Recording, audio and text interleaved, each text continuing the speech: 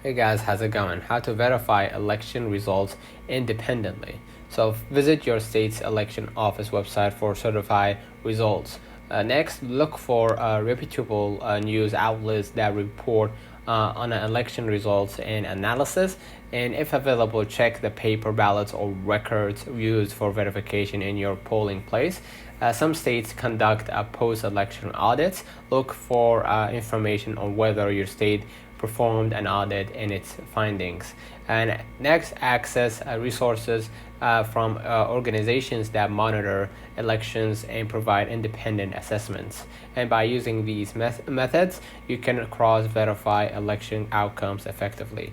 Let me know in the comments of this video helped you. Don't forget to like and subscribe, and